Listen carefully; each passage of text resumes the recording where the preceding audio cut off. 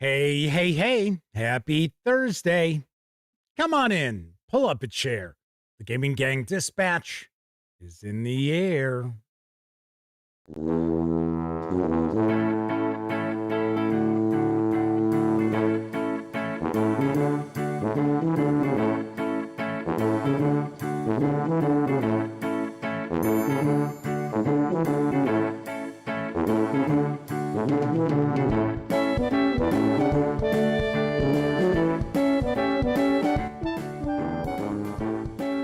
Howdy, gang, and welcome once again to the Duct Tape Studios.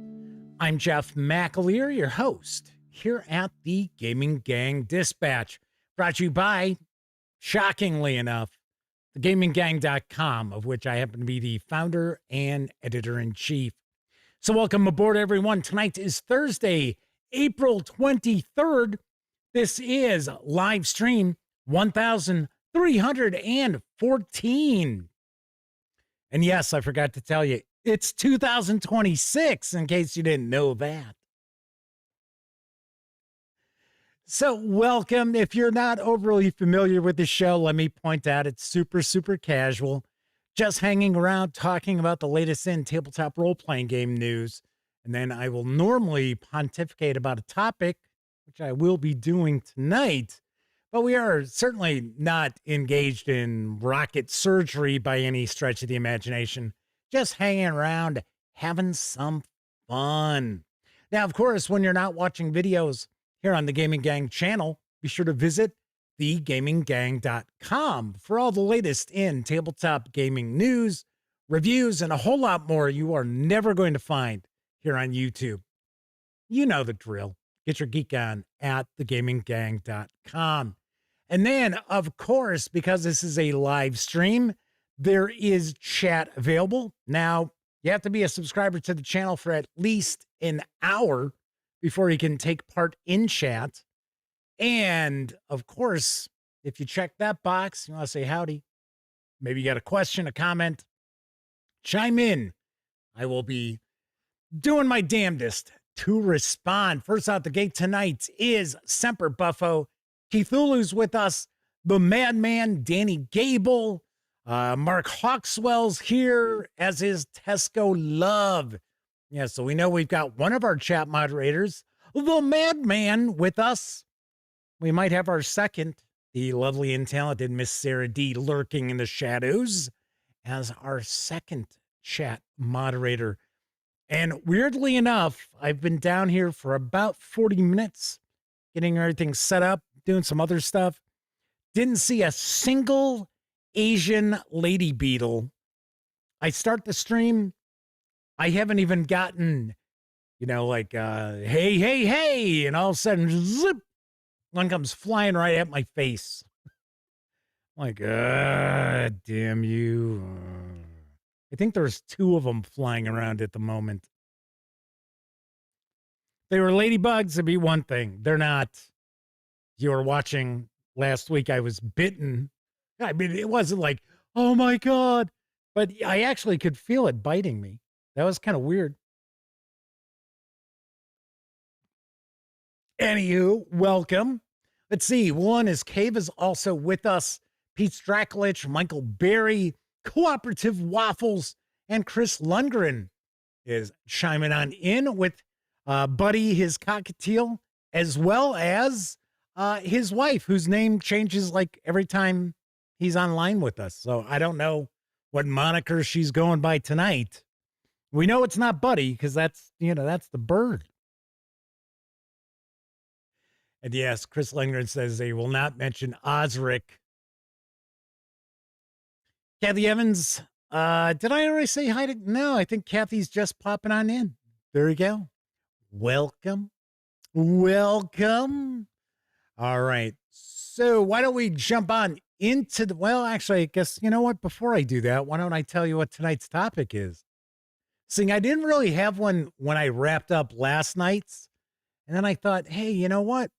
What if I share 10 monsters that I think are a little bit underappreciated in fantasy role-playing games, especially nowadays? So that is our topic tonight. 10 underappreciated monsters in fantasy role-playing games. Ta-da! So we will discuss after the news. Speaking of the news, let's jump on in because there is a new source book which is available for pre-order for Fallout, the role-playing game. It is arriving from Modiphius Entertainment in August. I've got the lowdown on the New Vegas setting guide. Money is the root of all evil. New Vegas is the shining jewel in the desert of the Mojave, an independent state controlled and owned by the wealthy, reclusive, and seemingly immortal Mr. House. It is a gleaming oasis that draws in wanderers and wastelanders chasing caps and trying their luck. Behind the walls, little is off limits, and those who play their cards right can find themselves riding high. But even the lucky can't afford to relax. Everyone knows how quickly the wind can change. Beyond the Strip, many factions from the NCR to the Brotherhood of Steel and Caesar's Legion have all fought to control the Mojave, only to be ground down by the wasteland's unending brutality. Hoover Dam became the epicenter of the conflict until Mr. House brokered an uneasy peace and cemented his control over the region. But power and peace are difficult to hold on to. The wasteland remains wild, its future uncertain, to be decided by the roll of a die. The New Vegas setting guide includes a wealth of information to add to your games, covering the iconic locations of the Mojave and its fascinating NPCs, as well as brand new weapons, armor, and character options. Within the 128-page full-color hardcover New Vegas setting guide, you're going to find new character options, including 2 character origins, the Courier and 3 families, 8 new character traits, 7 new perks, and an abridged version of the gambling rules originally found in Royal Flush.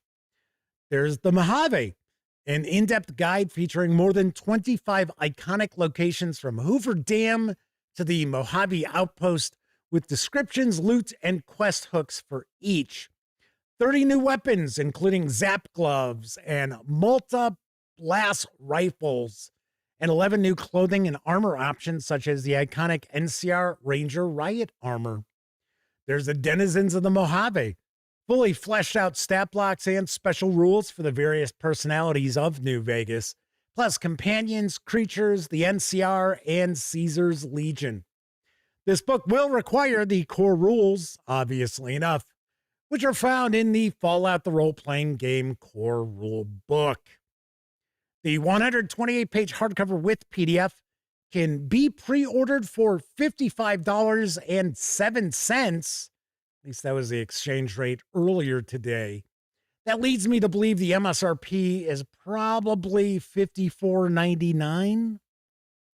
Taking a wild stab there. It is slated to ship in August, which will also lead me to believe that this will be a Gen Con release. So we will, I'm not positive, but I'm pretty sure you're probably going to see a Gen Con premiere for the New Vegas setting guide. Sweet. And I don't know, for whatever reason, why the image of that member of Caesar's Legion looks like he's getting ready to take a dump. It's like, what the hell is that supposed to be? Why is he like bent over like that? He's like crouching. I don't know. Once I say that and you see it, and I'm going to allow that image to swing back around one more time, you're not going to unsee it. You're going to be like, yeah, Jeff, that is weird. Here it comes. Any second now. Here we go. Dun, dun, dun. I rest my case.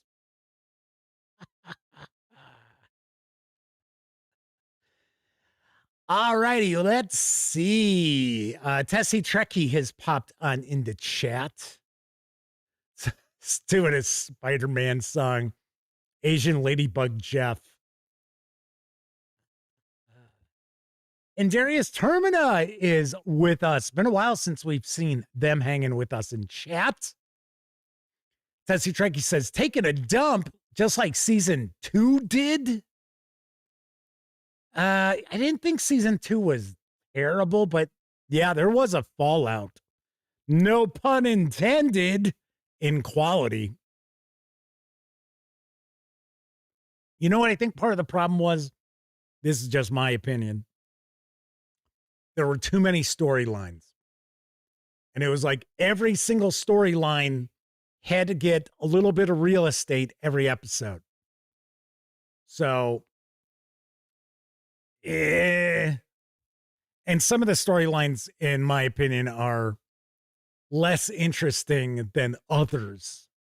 So, just saying, just my opinion. Like I said, I didn't think it was horrible, but I didn't think it was anywhere near as good as the first season.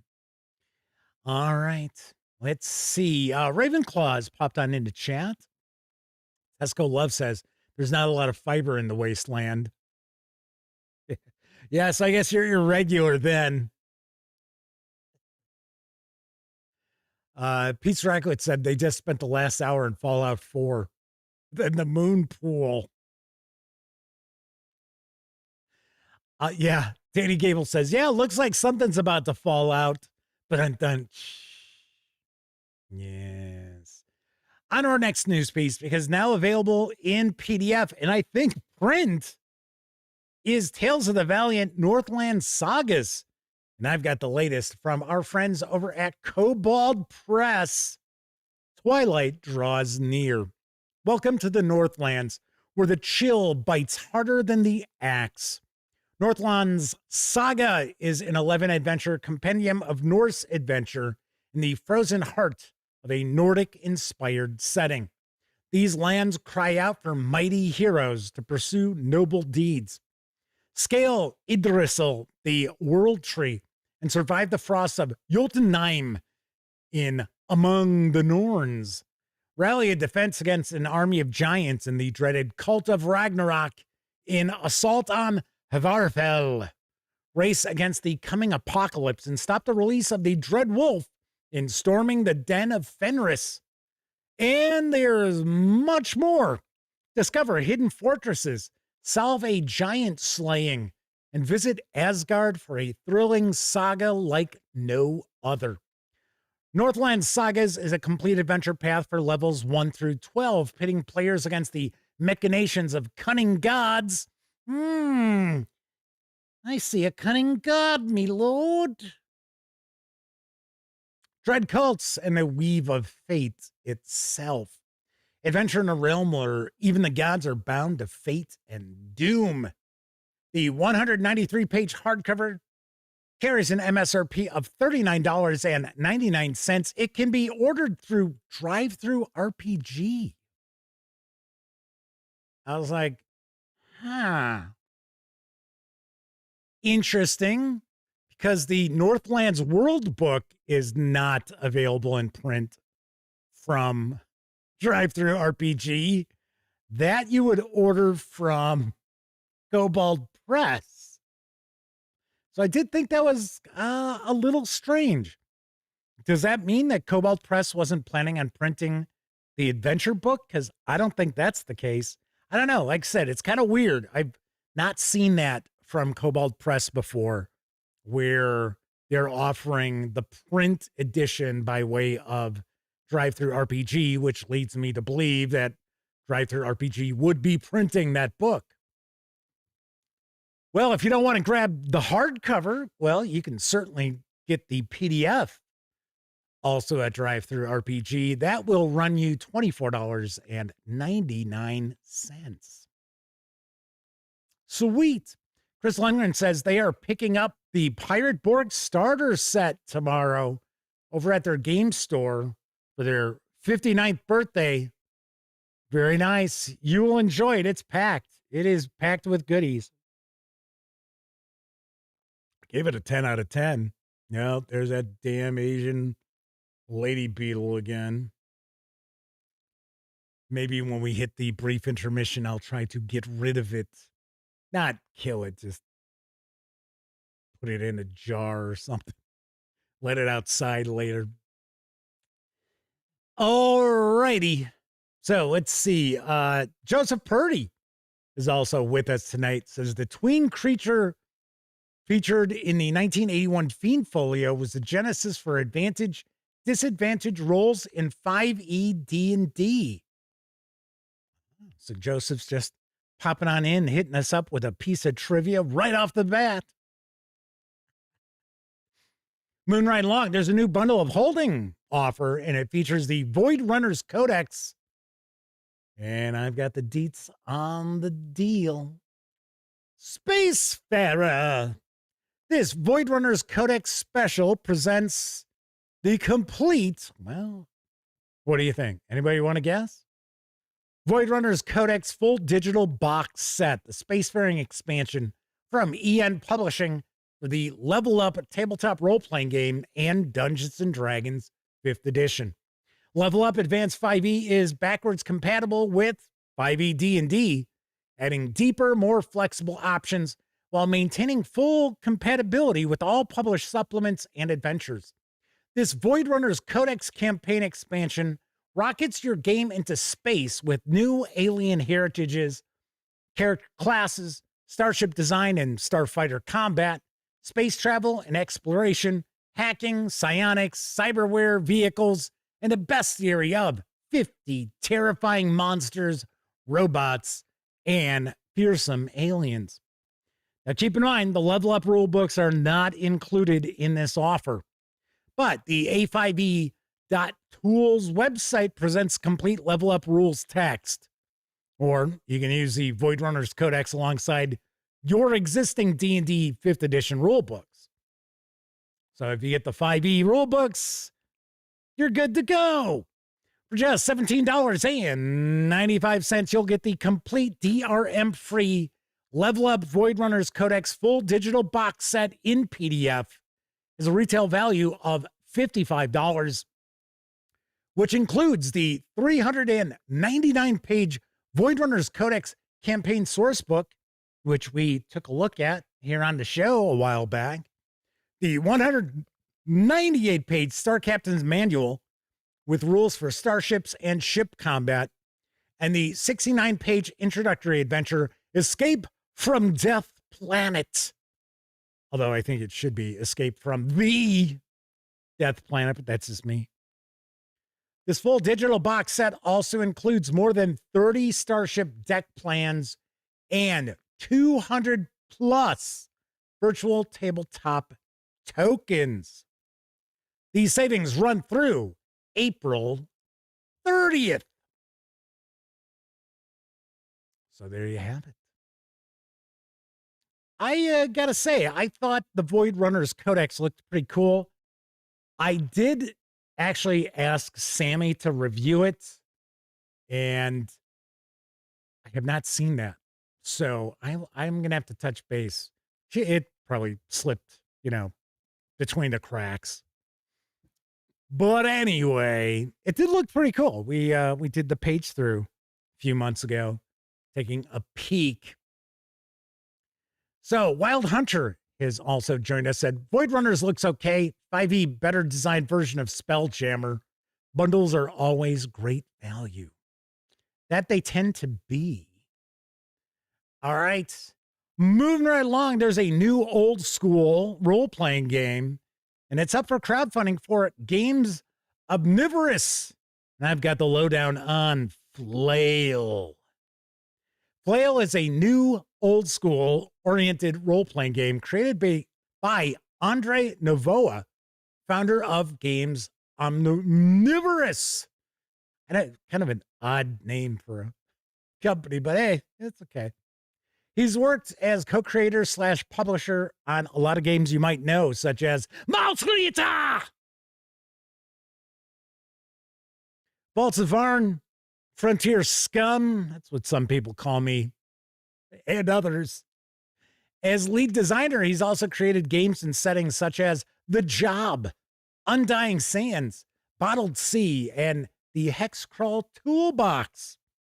Their work has earned multiple Emmy Awards, including Best Family Game for Mouse Ritter, Best layout and design for Frontier Scum, best aid for Hexcrawl Toolbox, and best RPG related product for Prismatic Wisdom. Flail is a game's omnivorous production, and it's Andre's take on the OSR genre. It blends the chaos, randomness, and vibes of dungeon crawl classics with the simplicity and board gaminess of Mouse Ritter. The rules curate and distill ideas from many standout OSR games, with two key highlights: a tactile item and gear system built around physical tokens, item cards, that actually make inventory management interesting, and a combat system driven by poker rolls. The game is designed for short, punchy dungeon crawls and hex crawl exploration. It grows directly out of years of building settings like Undying Sands, Bottled Sea, and the Boreal Frostlands, a rule set shaped by those worlds and made to run them. So what's in the box? Everything you've ever desired, your dreams come true. Such as a 124-page hardcover book that contains player rules, GM guidelines, lots of magic items, lots of creatures, one campaign hex crawl, two one-shot hex crawls, one sewer dungeon crawl, a wizard tower, and more. 8 reusable character sheets. The character sheets are laminated and produced to be used with a dry erase marker. One per class for a total of 8. There are 11 item card and condition cards, including exploration gear, dungeon gear, weapons, unique items, and set items. These are going to be perforated and laminated. Perforated and laminated for dry erase marker use.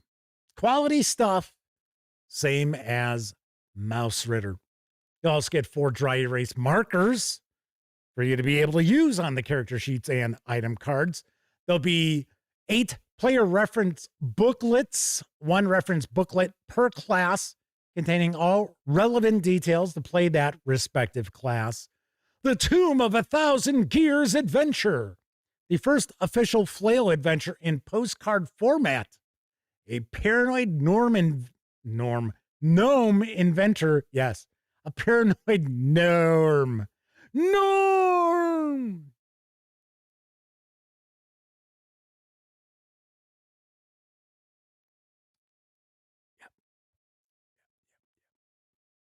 That was good.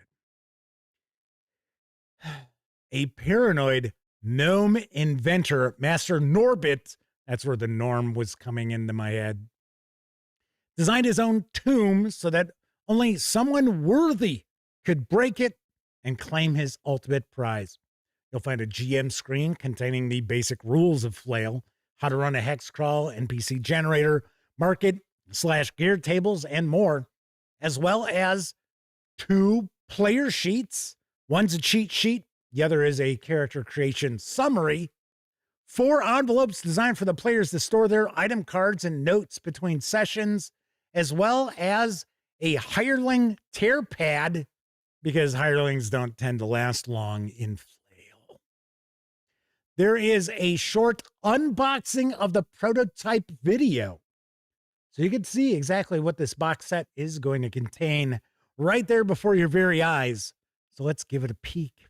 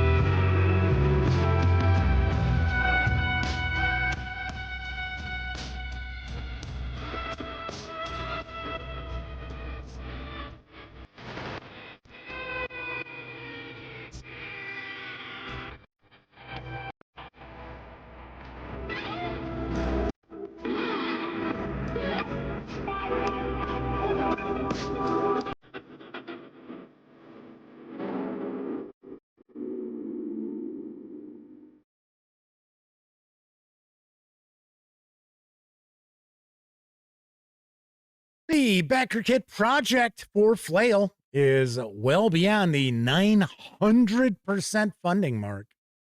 You can reserve a copy of the box set for a pledge of approximately $59 through May 7th.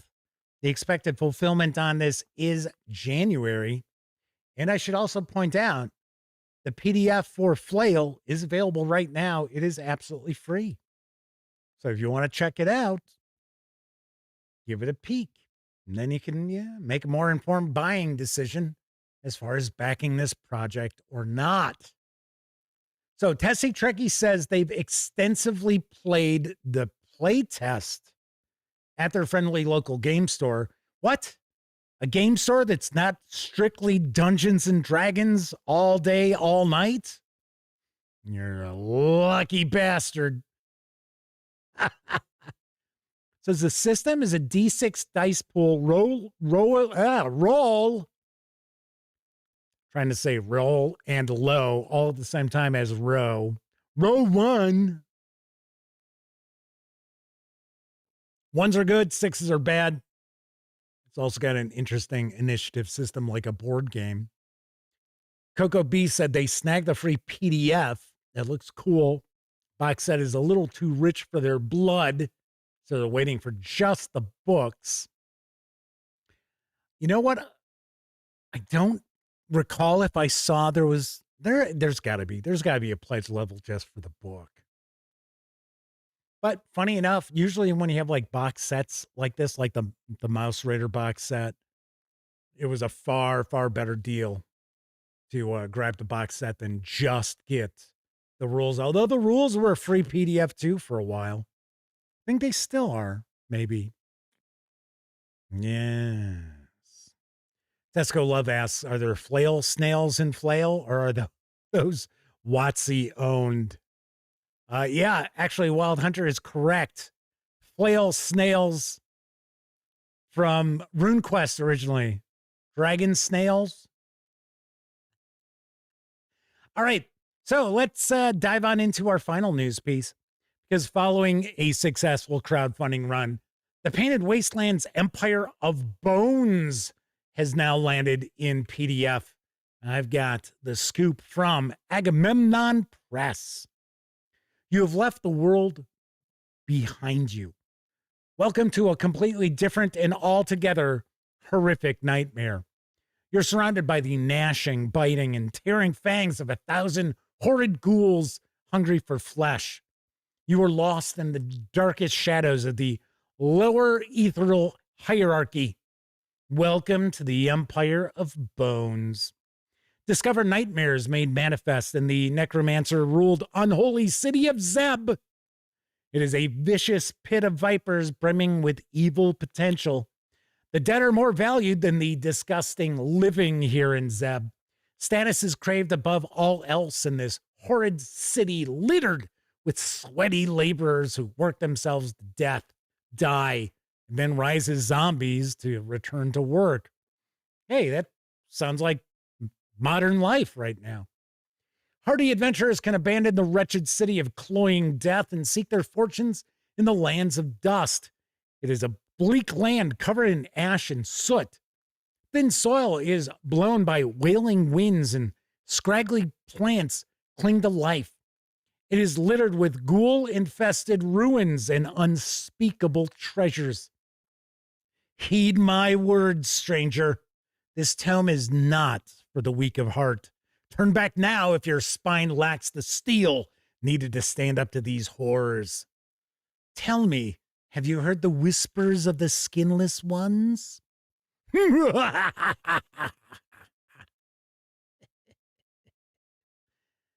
The 198-page PDF is now available over at DriveThruRPG for $25. I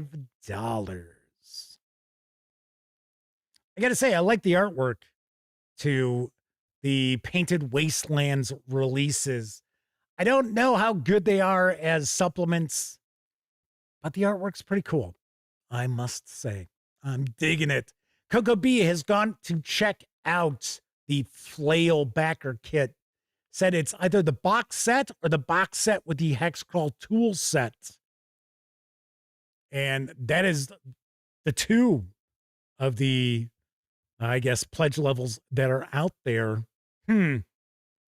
Yes. And of course, Coco B says, being in Canada, the price jumps up at least an extra 20 some bucks. Yikes. Kevin R. Smith is popping on into chat. Good to see you once again. All right. So that is wrapping up the news for tonight. Of course, I've mentioned Drive-Thru RPG a couple of times. Don't forget, the Gaming Gang, thus the Dispatch, is affiliated with the One Bookshelf sites. So if you are going to visit, say, I don't know, Drive-Thru RPG, Dungeon Masters Guild, Storytellers Vault, Wargame Vault, any of the numerous One Bookshelf sites, please stop by thegaminggang.com first. Click on one of our banners. That way, if you happen to make a purchase, I get 5% of that sale as a commission. And all those nickels, dimes, and quarters really do add up. Help keep thegaminggang.com around. There is also a Dungeon Crawl Classic sale going on at the moment. I want to say it's 25% off. I believe that is the case. So if you're looking to stock up on some DCC, this might be a time to check out those PDFs. Of course, if you like the video, by all means, please give it a quick thumbs up. And of course, if you like the video, if you dig the channel, if you find the Gaming Gang to be a valuable resource, hell, if you just like what we do, got a couple of other options as far as supporting the outlet. First, you can make a one-time donation by way of PayPal, such as Lisa Watkins has once again, very recently. Hell, you can buy me a 2-liter bottle of soda.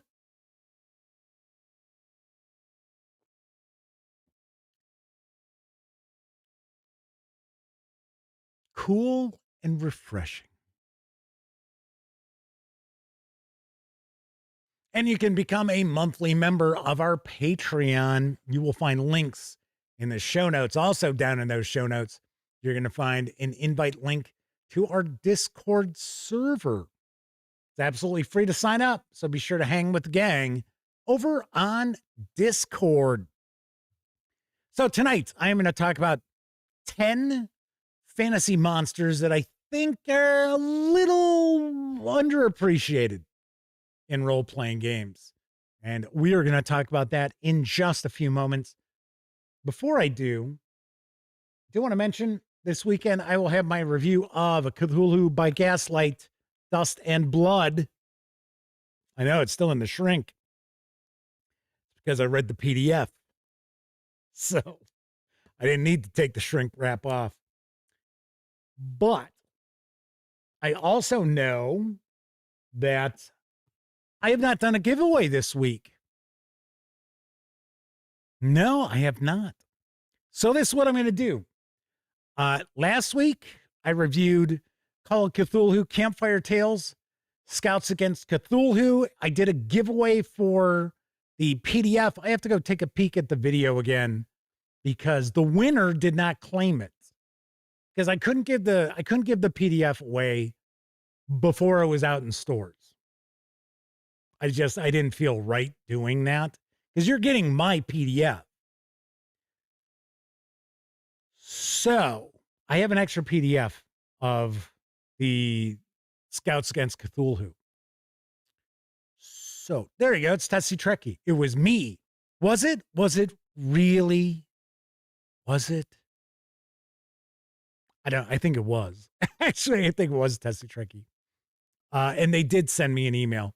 Okay. Yeah, because I remember I had mentioned that I couldn't do anything with it until it was on sale. So anyway, I'm going to give away an additional copy of Campfire Tales. I'm also going to give away a copy of Dust and Blood. So get ready. I've got some trivia heading your way. Let's see. Got to make it Lovecraft related, right? What is the story that first introduces the Migo?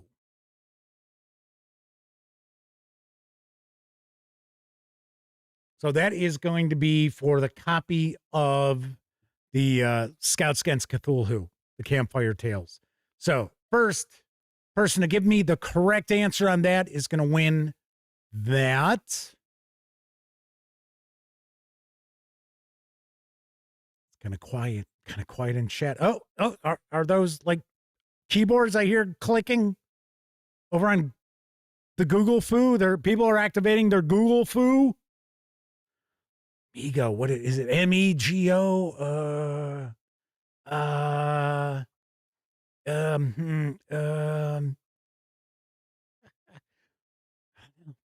Don't know.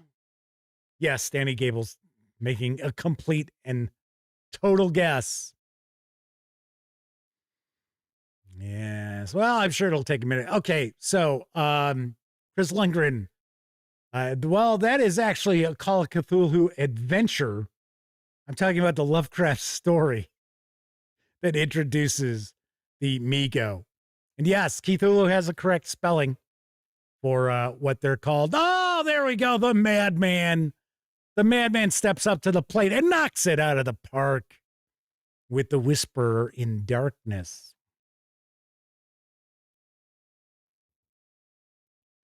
So Danny Gable says, me go, you go, we all go.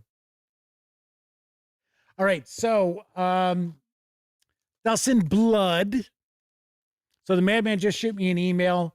Tessie Trekkie, I'll track down your email address from the email you sent me, and I will get your PDF to you. All right. For Dustin Blood, let's go with something a little bit different. So, for the most part, most people believe that the protagonist in the story, The Other, is what sort of creature?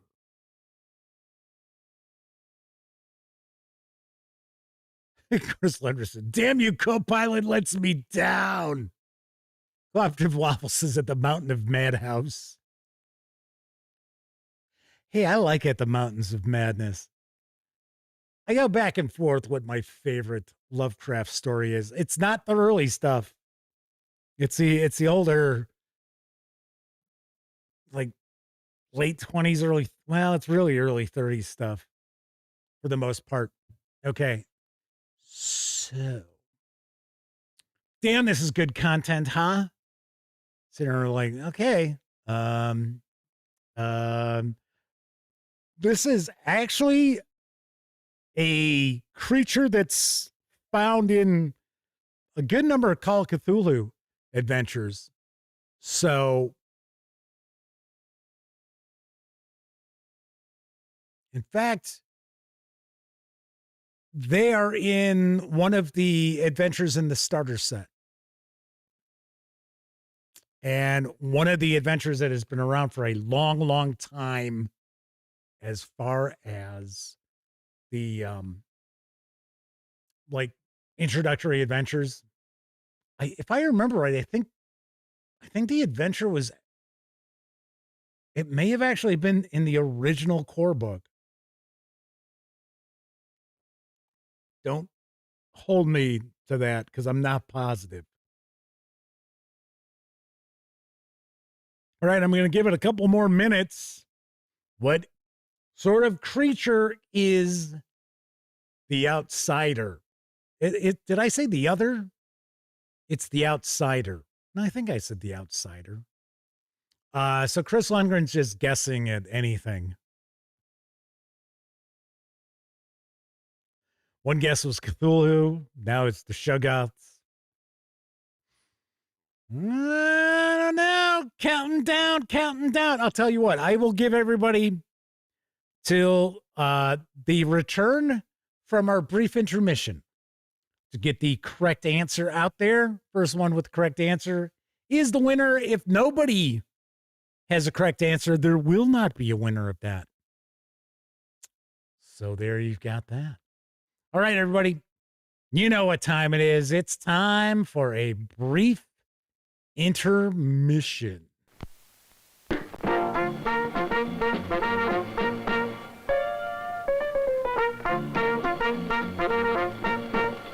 happy to have you with us this evening and want you to enjoy every minute of your stay here. And while you relax and stretch, visit our concession where you'll find something to please you. There are ice-cold drinks, delicious sandwiches, ice cream, coffee and snacks, and many other pleasing treats.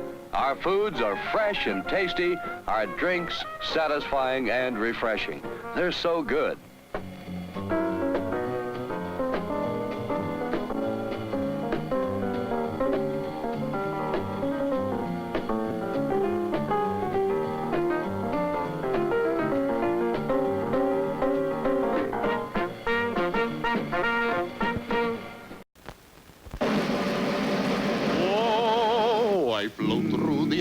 The greatest of ease, with or without the flying trapeze. My act is so great gravity, I defy, 'cause I drink T-O-P-D-Y. Yes, Toddy, the chocolate malt in a can. Get it, everybody. It's time to drink your chocolate toddy. Mmm, delicious.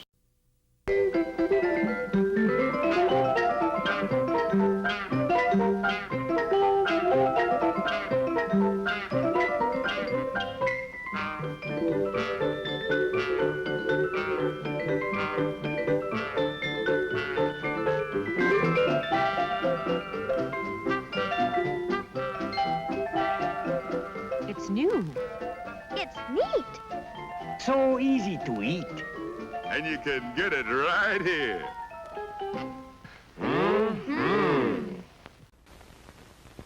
On a diet, absolutely no calories in calso water. Just give me the pie. Want a calso to wash it down?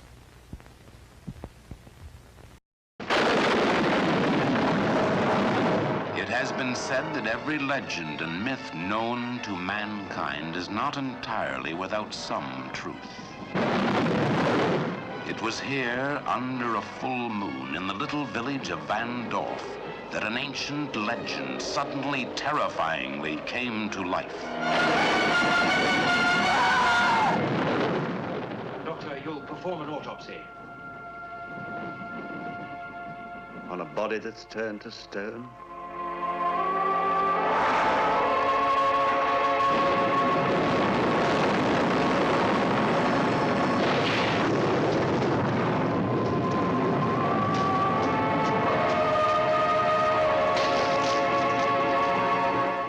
Have you ever heard of Megara? Megara. It's said that when mortals looked upon her face, they were turned to stone. Leave Vandorf before it's too late. What is it you're afraid of? I'm afraid for you. Or of what I may discover, if I remain. We want you out of this house, mister. Now. For 2,000 years, Megara the Gorgon had kept her evil peace. But now this strange, unearthly creature returns to petrify every human being who crosses her path. Starring Peter Cushing as the doctor. Did his strange talents direct him to medicine or murder? Christopher Lee is the professor, confronted by a conspiracy of silence that paralyzed a village with terror. Megara died 2,000 years ago. It's her spirit we're concerned with today. It's found a resting place in somebody. Also starring Richard Pascoe, Barbara Shelley, Michael Goodliff. The terrifying realism of the Gorgon. She comes to life and brings death to all those who look upon her face. Carla! I am waiting for Carla, Mr. Hines.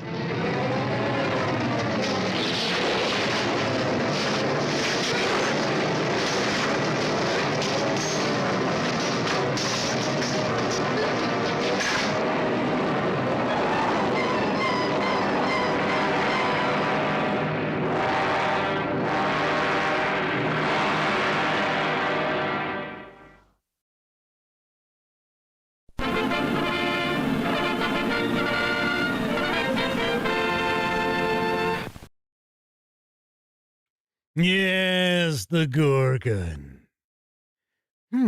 So I wonder, is Does that mean that's one of my underappreciated fantasy monsters? Or am I throwing you a curveball?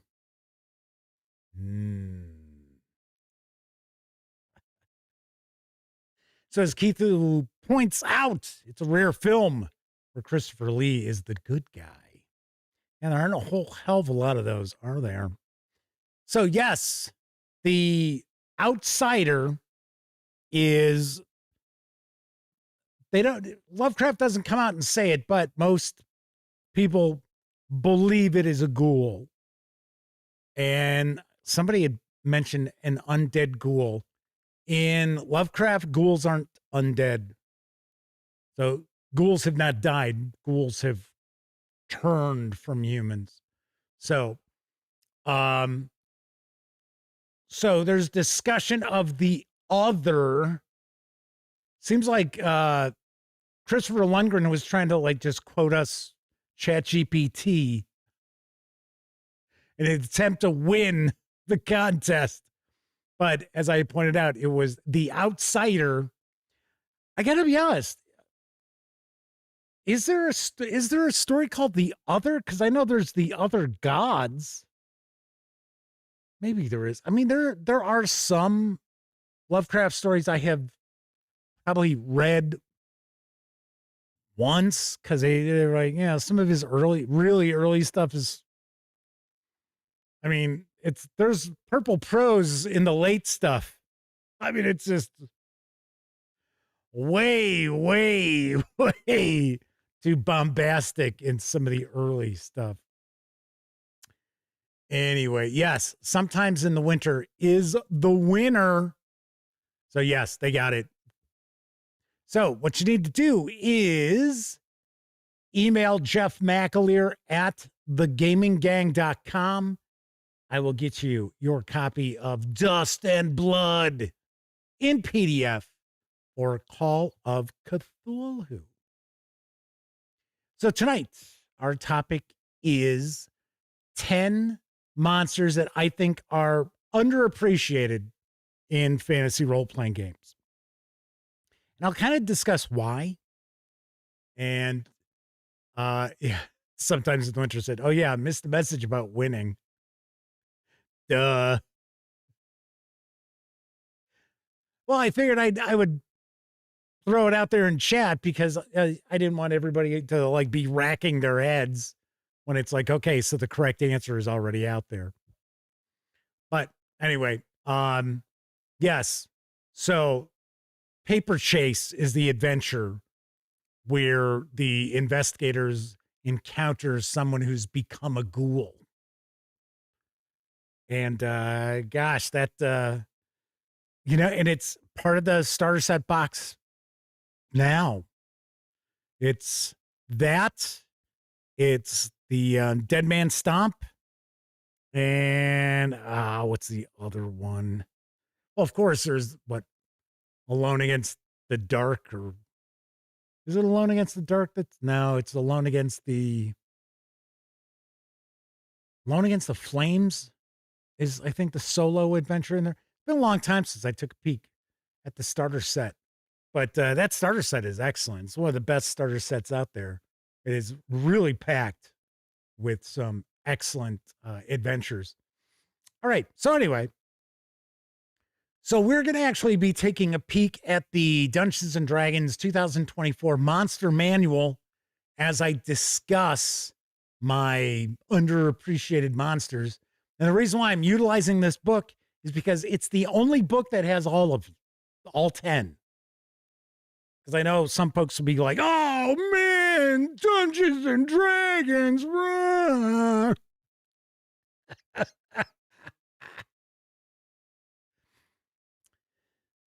So, just a saying. I mean, and there are, some of these are Dungeons and Dragons monsters that I think are underutilized, underappreciated. So, yes, Cooperative Waffles points out the other is often titled The Other Gods. Yeah, because it was written in the early 20s. I mean, it's like one of Lovecraft's earliest stories, but I don't think it was published until the 30s. It may not have been published until after he had passed on.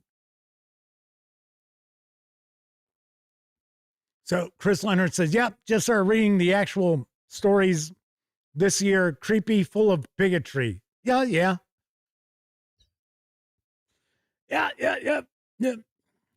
That's basically what it is.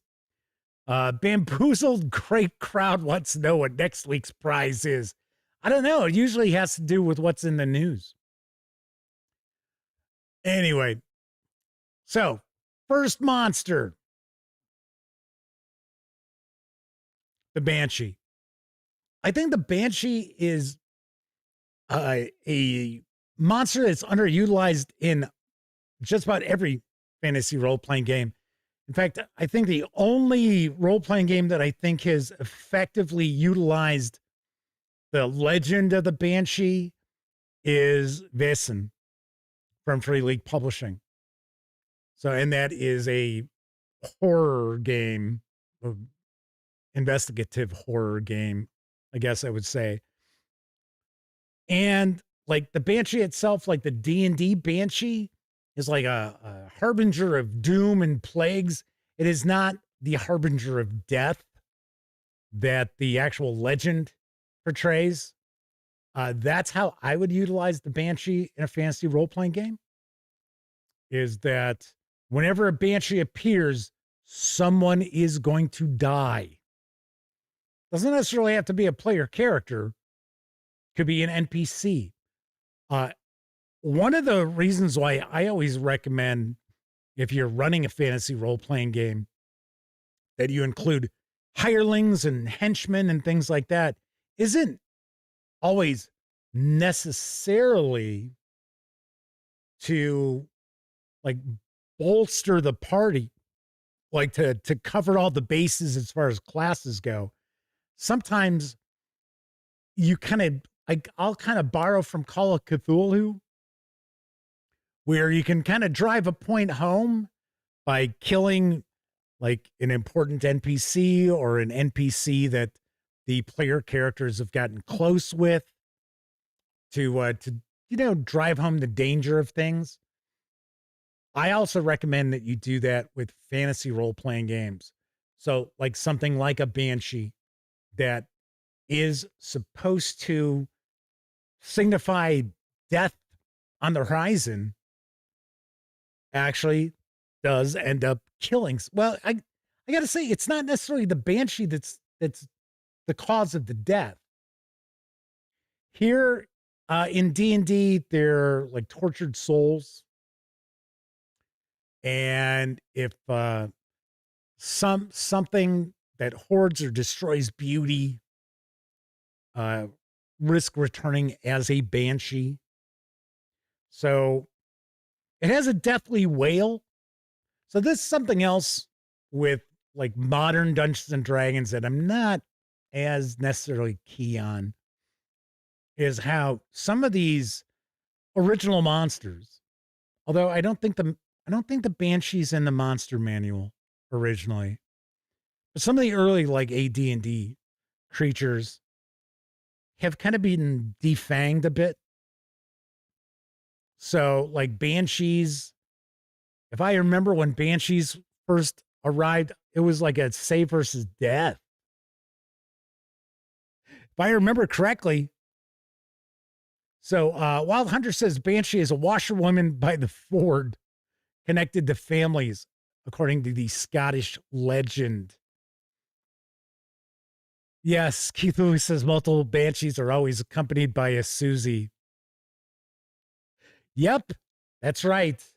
Jeepers creepers, where'd you get those peepers? Yeah. I was a punk rocker growing up. I didn't necessarily dress like one. So the Banshee is the first of the 10. It's just a cool, legendary creature, like real world legends. So, and I always dig that. Next up, we have got the black pudding.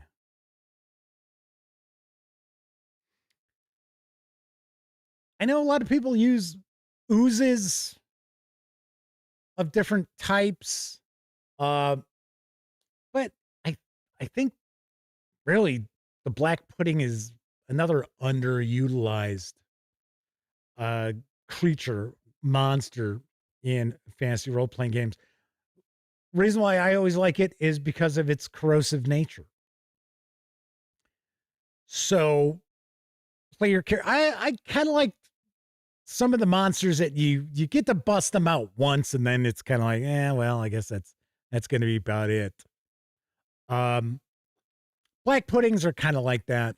So once the player characters have experienced it, and they're like, oh yeah, it's just kind of a blob creature, and then find out, oh crap, it's corroding like our weapons that we're using against it, unless they're, magic, and that's not the case.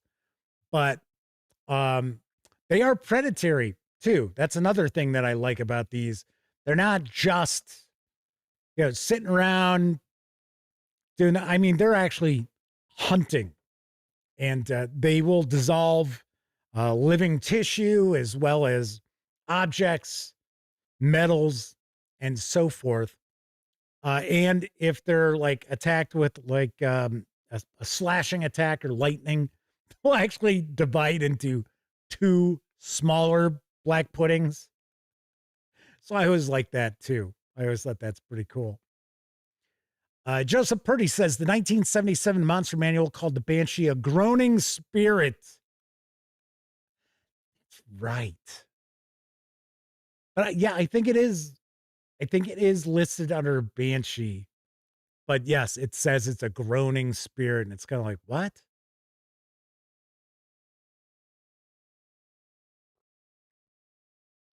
So Chris Langren says that his wife was going to mention that the black pudding has never, ever been used in any game that Chris has played. I think a lot of people have never had an experience with the black pudding. They've had experiences with different oozes, and everybody likes to throw the gelatinous cube at player characters, but black pudding, not necessarily so much. Next up, we have got the Chimera. I think the Chimera is another monster that we just don't see enough of. And I think this is a case where, for one, in 5th edition and 5.5 Dungeons and Dragons, I think this is another creature that's kind of been defanged a bit. So I think game masters and dungeon masters out there might have a more difficult time utilizing the Chimera, because the only like attack that it's got that's unusual is going to be its flame breath. So they've got fangs, they've got horns, they've got claws, and then they've got their flame breath. So, but they're supposed to be extremely ferocious, chaotic, evil monsters.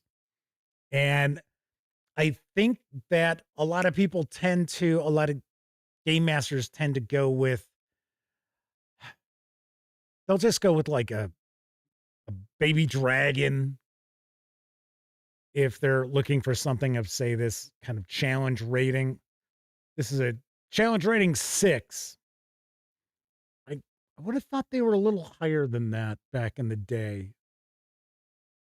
So Wild Hunter points out, yeah, they see the Chimera as having a lot of possibilities, a wizard's experiment gone wrong. And you can also swap out the heads if you want. I mean, it doesn't have to be a goat and a lion and a dragon. Be something else. Max Apocalypse has joined us in chat. Welcome aboard. And I see J-Man's with us again. Very cool. So like I said, Chimera, another monster I think that's underutilized. And next up is going to be the Doppelganger. And I want to say the Doppelganger is underutilized because I don't think people, well, I shouldn't say people, game masters out there know how to utilize it.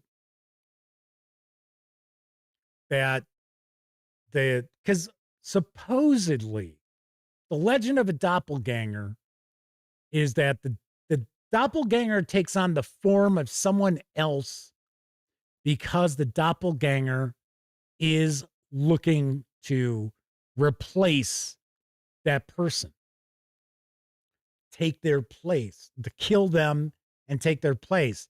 That's not necessarily how doppelgangers, goppeldangers.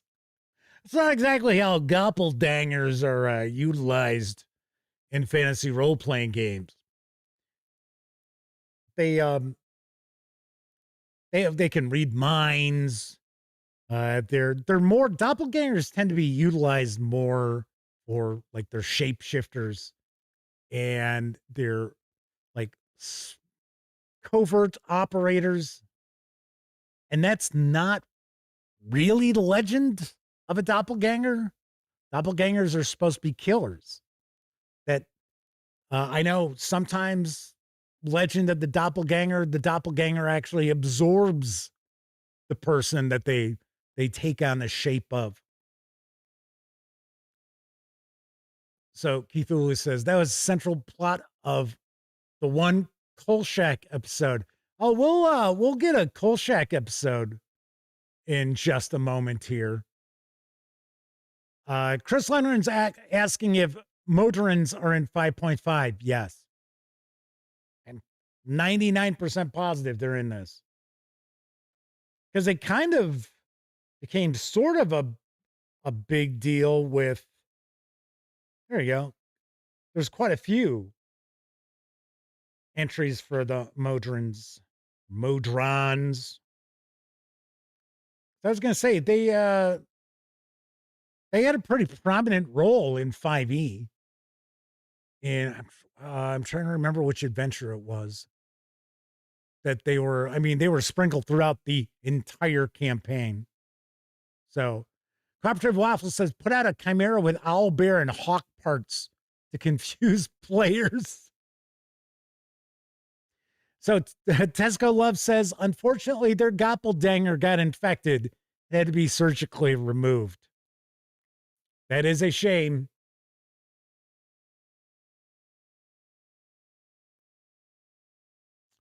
And Sarah D is rocking on out. Good to see you once again.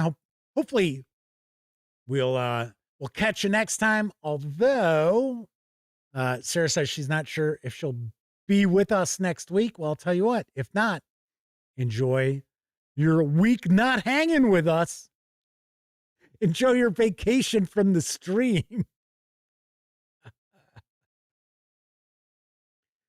Wild Hunter says doppelgangers are overused in RPGs. In German, double walking, doomed to meet you, but only one can survive.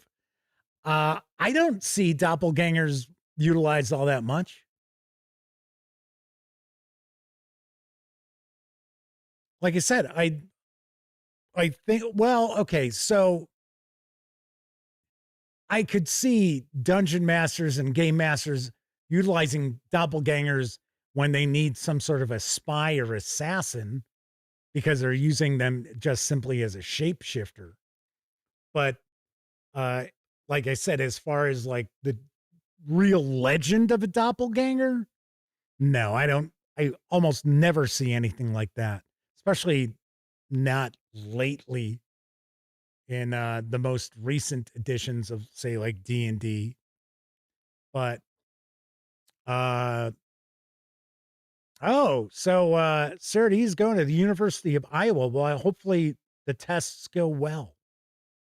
So sending good thoughts your way. So okay. So Kevin R. Smith says they think that Wild Hunter was talking about doppelgangers in German RPGs.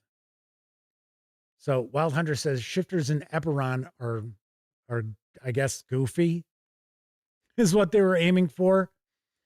You know, something I should point out, a lot of times I think many gamers don't realize that a lot of the D&D settings are not as popular as people think.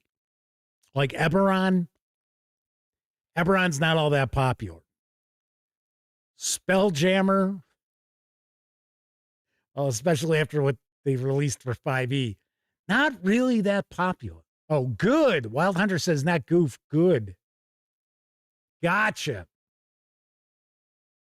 So some discussion about changelings. Yes. There's an episode of Lore. In fact, it even was one of the TV episodes that they did for the podcast where there was an Irish couple, and this is like, I think it's 19th century, 18th century. So we're not talking about like the 16th century. And the husband thought that his wife had been replaced by a changeling. It's like, it's really bizarre. I do recommend checking that out if you have not. All right. Another underutilized creature is, this was the answer to a trivia question, the ghoul. And I think one of the reasons why you don't see ghouls as much, or ghouls utilized well, especially in D&D, is because this is certainly a monster that has been kind of, I guess I would say gimped is a term. Some people don't like that term, but I mean, it just means it's been like really weakened for no good reason. So ghouls would paralyze player characters. So a party of adventurers running across a bunch of ghouls would be freaking out because they'd be like,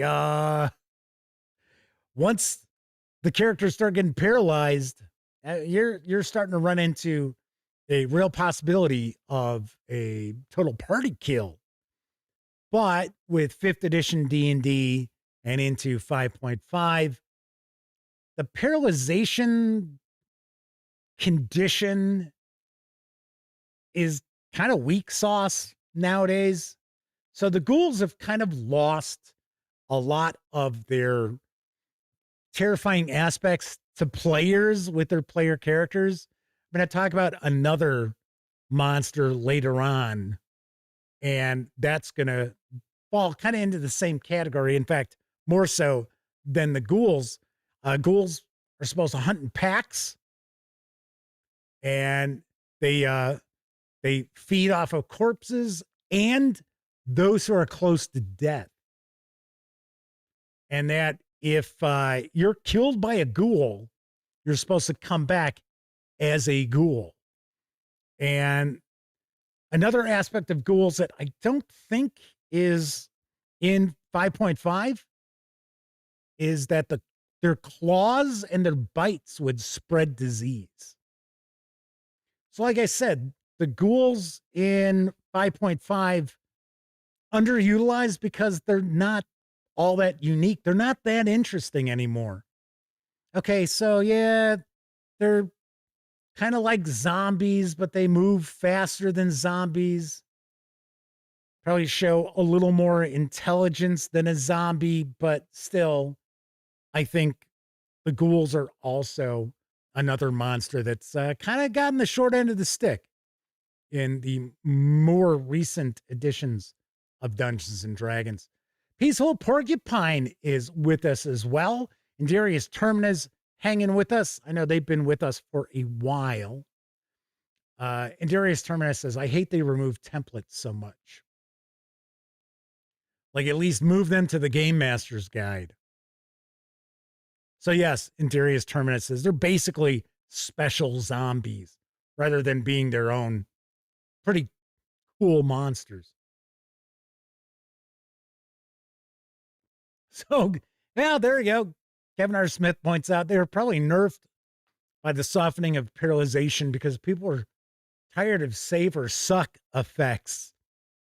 Yes, I understand. I get that. And I know it really does boil down to the whole, oh, got to make sure that we don't provide a tougher challenge to the player characters than their current levels. And we need to balance everything out. Yeah, I get it. I understand. So another underutilized monster these days are the gnolls. Always dug the gnolls. If I can get to them. I think I passed them up. Yep, there you go. I love how they're like kind of hyena hybrids, and that you should make gnolls like carrion monsters, because they do feed on they're like hyenas, right? So they're corrupted and they're kind of demonic in a sense, but I would use gnolls more like sneaky, tricksy. And that's not really the case anymore. Now they're just they like revel in slaughter. And then they get bored with it. So they have to go kill something else because they get bored with it. And they get bored with all the treasure and loot that they collect. And it's like, okay. As opposed to looking to just really be all about bringing on ruin. So yes, Wild Hunter says, I love gnolls, especially if you treat them as a militaristic pack. Wild Hunter says they're fiends now. Are they marked as fiends? I know they've got more of a connection with demons now. Yes. So Yinogu? Yinogu? So yes, there's a demon lord, Yinogu, who they have a connection with. Yeah, they call it, they're fiends. Medium fiends. Yeah, see, I wouldn't. Nah, I wouldn't have them like that. I think I would probably go run these more like Wild Hunter's pointing out. Sort of hobgoblinish as far as, the military aspects of them. But that, they're all about feasting on flesh. So Kevin R. Smith says, I think Tales of the Valiant has templates and one of the supplements, if not in the core rules. Yes. Tales of the Valiant does have templates. Wild Hunter says they're beastmen, not fiends. Yeah, I'm with you on that. I agree with you. Indarius Terminus says gnolls kind of devolved into Mad Max. Yeah, I guess I could see that. I could see where you're going.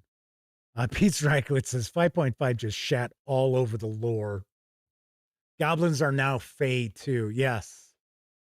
Thought that was weird. All right. Hey, speaking of goblins, they are not underutilized. Okay, but when you're looking at those low-level sort of creatures like goblins and kobolds, the lower challenge rating monsters, I think one that you just don't see enough of are the Kotoa. I mean, they're essentially your deep ones as far as Dungeons and Dragons goes and other fantasy role-playing games. Because, of course, there are fishmen in just about every fantasy role-playing game out there. They're not necessarily just D&D with the Kotoa.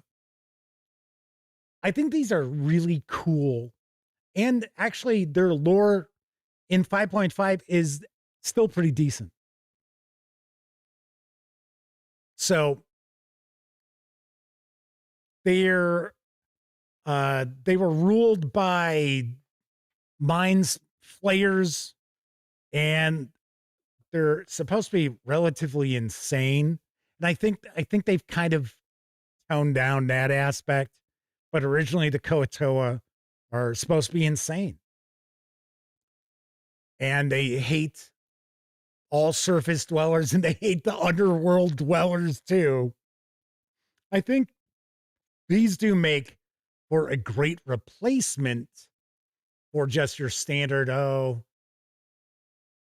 goblins, kobolds, and things like that. I think the reason why they're not utilized as much as maybe you could is that they're underwater creatures. Although they don't have to live underwater, but they tend to be underwater creatures, and you don't see all that many D&D adventures that utilize a water environment. There might be a little something here and there. I mean, yes, I know, salt marsh and stuff like that, but that's going way back. I'm talking more recent. And I think these actually also have some pretty interesting tactics they can utilize as monsters too. So, and supposedly they had great empires and they dominated whole worlds, and probably not the case, but still, I do like them. And I think the character models for these are pretty cool as well. Let's see. Indurius Terminus says, I missed the Koatoa abomination from 3E. Not something I'm familiar with. And Starter Quest is joining us. They said in 5th edition, best monster they've included is the flail snail. Hey, flail snail is just a theme tonight, isn't it, gang? From Volo's Guide. It's an anti-magic shell and 5 bombing knockers on its head, which fall off as it gets hurt.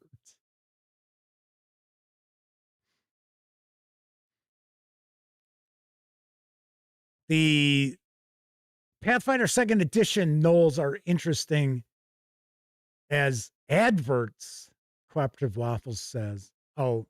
As ancestry. There we go. Kevin R. Smith is asking, are they still called Knolls in the remaster? I thought there was a name change.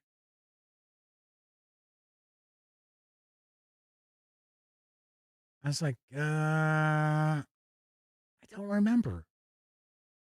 I don't really do the Pathfinder reviews too often now. J-Man says there needs to be a D&D version of the raid on Innsmouth. Kevin R. Smith says they're Kolos now, or Kulos. All right, so we've got the Koatoa. Next up, I think a lot of people are going to agree with me on this one. And it is the Rakshasa. And I swear I always pronounce it as Rakshasa.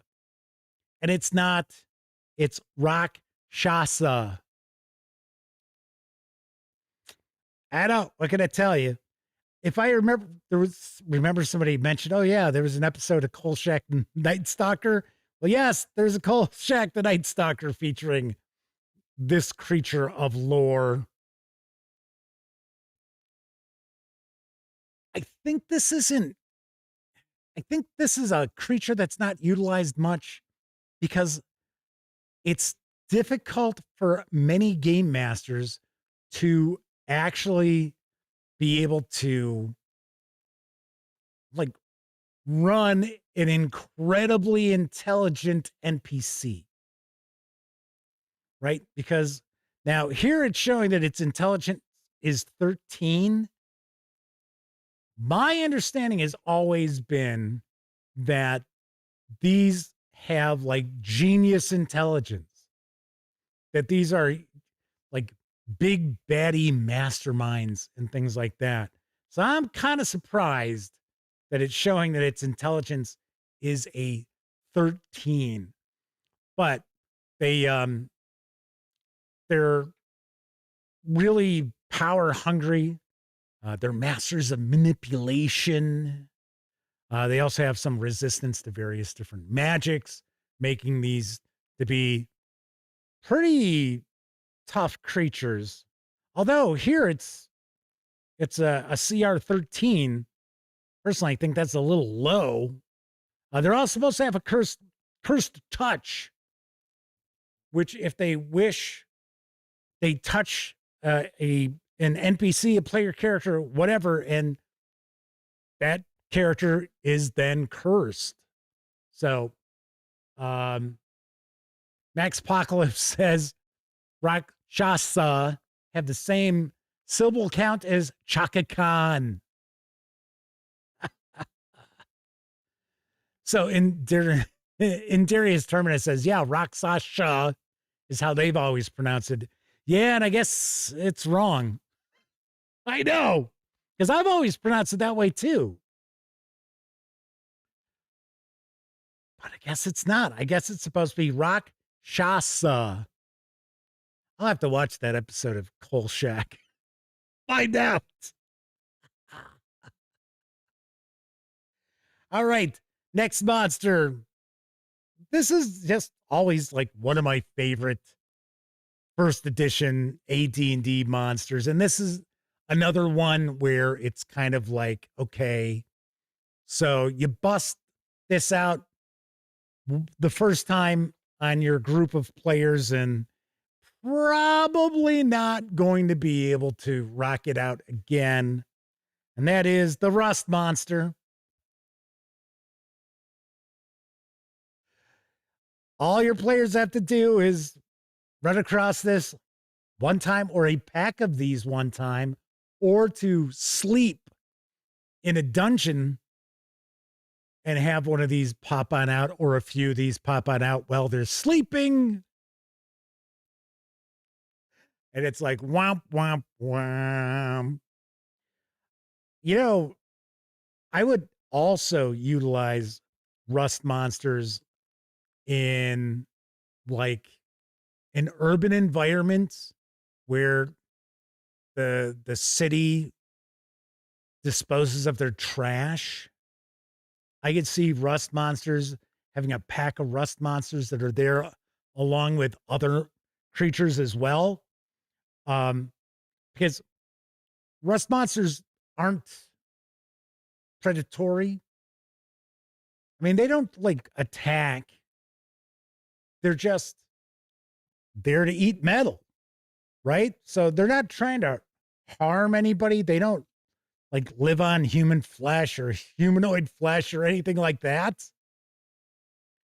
Cooperative Waffle says the Rakshasa was the big bad where the player played his own doppelganger. I'm trying to remember, wasn't there an AD&D module that the big bad was a Rakshasa? I thought there was. I might be misremembering. Yes. Starter Quest says, such a shame this guy got nerfed by the culture of de-emphasizing player gear. Yeah, there are a lot of changes to modern role-playing sensibilities, I guess I would say, that I think are not changes for the better. I really don't. One is the focus that players have on their player backstory and, you know, expecting adventures to revolve around that. And it's kind of like, well, you know, there's 5 of you at this table. How am I going to incorporate everything you want from your backstory and, you know, the quest your character's on that I had no idea about until you showed up with the character at the table. I think there's a power imbalance at game tables now. And I'm not necessarily saying that it should be, oh, well, the game master, you know, they're the boss of everything. No, I don't mean that. But I think there's too much emphasis from, and I know I'm going off on a little tangent here. I think there's too much emphasis on the player. Like, it's the player that matters. And I think part of this is because people see there's the solo role-playing games out there. There are the GM-less role-playing games out there, which, yeah, if you don't have anybody to play with, sure, okay, they're probably pretty fun. But are they truly role-playing games? Not really. And I think part of it is that players have this attitude of like, well, I don't really need the game master. I don't need the dungeon master. I mean, I could play these solo games, which I've never taken a peek at and know nothing about.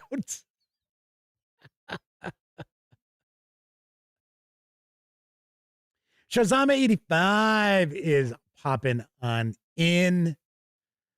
Kevin R. Smith says rust monsters like black puddings are going to be used less in a system where magic items are balanced by level instead of acquired at the dungeon master's whim. Very good point. That is a very, very good point. And of course, these are the sorts of creatures that you would utilize as a game master who might have been a little too generous with handing out magic items. So that's a real possibility too.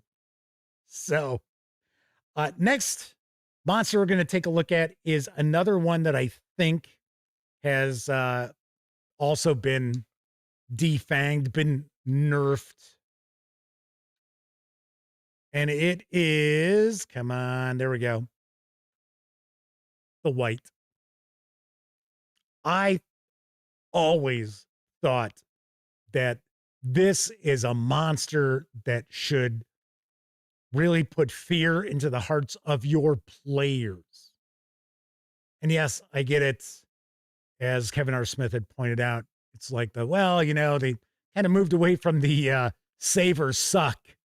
And I get it because now the Wight drains maximum hit points. But back in the day, as many of you already know, it drained level. So you could have your party encounter the undead, the life-sucking undead, and have your party characters lose 3-4 levels combined. And people be like, oh my gosh. Kevin R. Smith points out level drain is also hard to administer in complex, crunchy systems. Yeah, I know. I'm not necessarily saying that this was a great monster. I'm just saying that I think this was a cool monster to scare the shit out of your players with. And also made your players have to try to think of ways outside of the box to tackle a creature like this because they didn't want to get within reach of it. Man asked, did the Wight drain 2 levels and the Wraith 1 level? You know what? You might be right. Pete Racklet said, the Wights are a favorite of mine. I use hybrids with the old features. Dolmenwood keeps all of that. Yeah, because Dolmenwood really is old school essentials with a different setting. And I mean, different classes and races and stuff like that. So you all know I love Dolmenwood. So, but Our Hampton's with us, says Spectre drained 2 levels, the white 1. Thank you kindly. So yeah, so I mean, essentially, these were the Nazgul, right? So now they're just, who just pointed out, special zombie again. Because yeah, that's how they kind of are now. Oh yeah, there we go. Indarius Termina said, the other special zombie. Yes. All right. Last underutilized monster these days. It's the Wyvern. I always loved the Wyvern. I always thought the Wyvern was very, very cool. Is it because people don't know how to pronounce the name of it? Is that why they don't use it? So if you're going to use the Wyvern, people just go, okay, well, I'm going to throw a dragon in here. But the Wyvern don't, as far as I remember, they don't speak. They're a large dragon, but they're not, I mean, they're like a wild animal. So you're not going to have a conversation with the Wyvern. And I always thought it was really cool that they've got the venomous stinger, almost like a scorpion. Just like I almost included the manticore in my underappreciated monsters. But I think the manticores kind of pop up from time to time in people's games. But yeah, I always like the Wyvern. They are, they're supposed to be evil, right? Aren't they? Or no, saying they're unaligned. I thought they used to be evil. Maybe I'm incorrect there, but they are predators. They like to toy with their prey, and they like to fly off with them so they can enjoy them a little bit later on. Tabletop Scholars joining us once again. Welcome. So Kevin R. Smith says, Wyvern, tomato. You know what? I have never heard anyone pronounce it a Wyvern. You know the reason why I pronounce it Wyvern? This is going to sound kind of weird, but so years ago, right after Magic the Gathering hit, in fact, it was a year after at Gen Con. So came out, I forget exactly what year at Gen Con it came out. The following year, Ellie and I are at Gen Con, and everywhere you turned, there was some collectible card game. And I mean, there had to be 15 collectible card games out there. And the vast majority of them sucked. And I'll never forget, we didn't play test, we demoed this game called Wyvern. And it was okay. And Elliot bought a shit ton of decks. I was like, oh, okay. Like, I didn't think it was that good. But that's how that's how the people at the booth pronounced it, and they were like, you know, making a big deal how that is the proper way to pronounce the word, and it just stuck with me ever since. Kevin R. Smith says it was supposed to be short. I sound like in hit. Wyvern. I mean, I don't know. I'm telling you how I've pronounced it. And supposedly these people knew what they were talking about, but I don't know.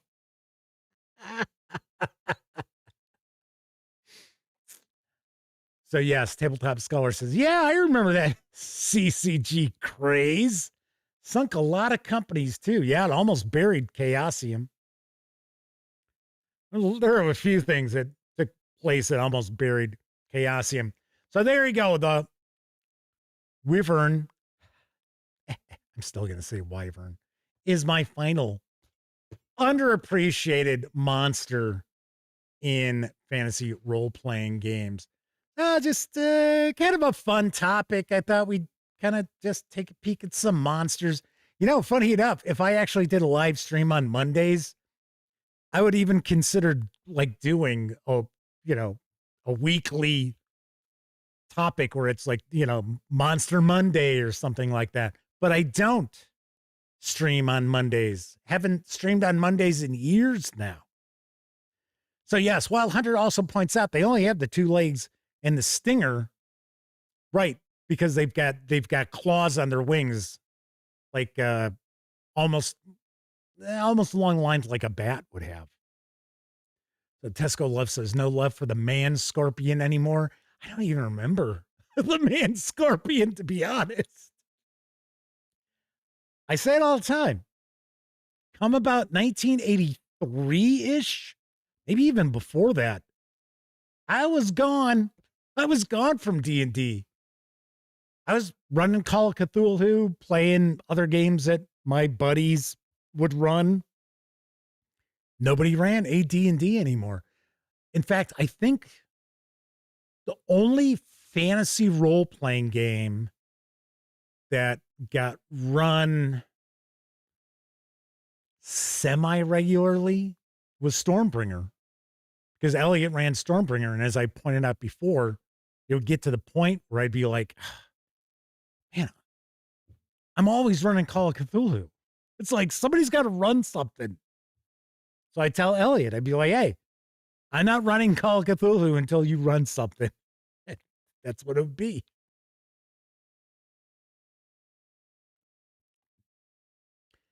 Kevin King says, I wonder what the count is on the drow droll.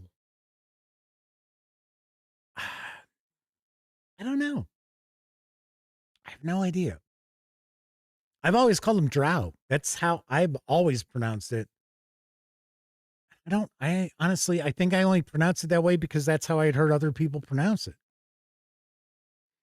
So I'm sure that there's something out there, because I thought I had heard it before, that somehow, somewhere, supposedly,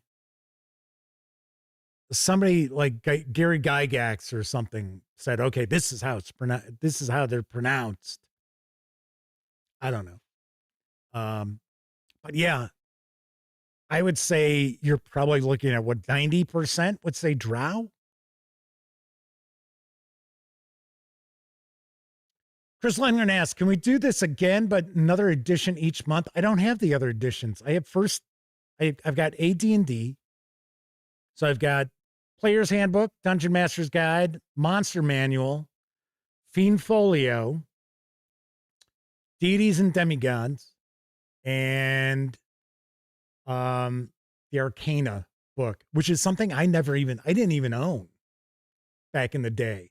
The other books I owned, I had those, when they came out. I picked those up. But so Shozama 85 is talking about the Lich. I know. I've heard people, I've had people say Lich, although there's no T in it. I thought it's supposed to be Lich, something like that, or like Shazam says, lick or lick. I remember somebody had said like. I was like, really? Like, okay, I don't know. I'm never one of these people who's like, no, it's pronounced like this. I don't know. I didn't invent the word.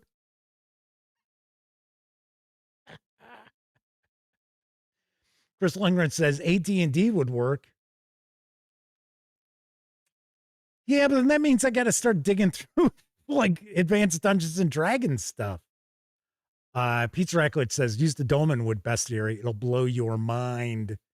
I've reviewed the Dolmenwood Bestiary. I don't have it memorized, but yeah, it is. The Dolmenwood Bestiary, a lot of the entries that are like shared with AD&D are very, very similar to the AD&D, which to me is cool because Dolmenwood is also a role-playing game that is not looking for balanced encounters or anything like that. But Wild Hunter says man scorpions are from the tale of Gilgamesh. the world's oldest story, which is true. It is the world's oldest written story. Chris Leonard says, you own Osric. You could use it one book. I don't know. We'll see. We'll see what happens. Wild Hunter says they ran D&D with Stormbringer rules. I wouldn't mind taking a peek at the,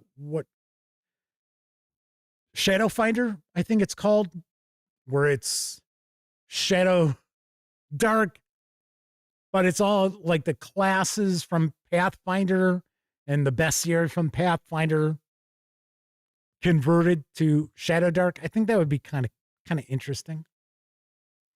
Coco B said Dragon issue 93 has a pronunciation guide from Frank Menser. Aha. Man, it's been a lot. I have all the dragons, but like on a disc. Well, it was on a disc. Now it's just a file. Man, it's been a long time. I don't even think I originally read all of them when I got the disc. I think I just got the disc because like, oh, that's cool. Wild Hunter says drow like cow from Scandinavian legends. Nice. Nice. Kevin R. Smith says, of course, I joked about how many licks it took to get to the middle of a Tootsie Pop. 3. All right, everybody. So that is it for this time out. Before we go, I did want to mention, I forgot to give a shout out to all our Patreon members. So I do want to do that because every live show, I always like to give a thank you to our Patreon members. So big thank you, tip of the cap to Ben Althwaite, Kuval. Hey, whoops. Hit the wrong key there. No, it's supposed to be going up, not down. Anyway, big thank you to Ben Althwaite, Kuval, Kevin R. Smith, Talzak, Sean O'Donnell, Herman Lutman, Gustavo Covalho, Kevin King, Game Cat, RPG Munch, Tier 2 DM, Far Adrift, Pete Stracklich, Dan Webb, Tessie Trekkie, Agile Monk, The Madman, and Flint Fireforge. It is vastly appreciated. All right. So if you're watching live, thank you very much. If you watched live and took part in chat, you get a tip of the cap for that as well. Because not only are you keeping me company, also keeping each other company while I'm sharing the tabletop role-playing game news or pontificating about a topic. But of course, I know a lot of folks out there, you don't have an opportunity to watch live. Doesn't matter if you're watching live or on Memorex. Thank you for taking time out of your busy life to watch any of the videos here on the channel. Of course, when you're not watching videos here on the channel, be sure to visit thegaminggang.com for all the latest in tabletop gaming news, reviews, and a whole lot more you are not going to find here on YouTube. You know the drill. Get your geek on at thegaminggang.com. If you like the video, by all means, please give it a quick thumbs up. Subscribe to the Gaming Gang channel if you haven't already. And if you do subscribe, don't forget, ring that bell, because it'll not only let you know when the Dispatch streams live, Tuesday, Wednesday, and Thursday evenings, right here on YouTube at 7 p.m. Central. It should also inform you, especially if you click all notifications, when I share other videos, such as my upcoming review of Call of Cthulhu, Cthulhu by Gaslight, Dust and Blood from Chaosium Inc. All right, everybody, enjoy the rest of your morning, afternoon, evening, whatever time of day is in your neck of the woods. Enjoy the rest of your week. Have a great weekend. I'll be back on Tuesday. Once again, I'm Jeff McAleer. And as always, I certainly hope each and every one of you gets to enjoy plenty of great gaming with your gang.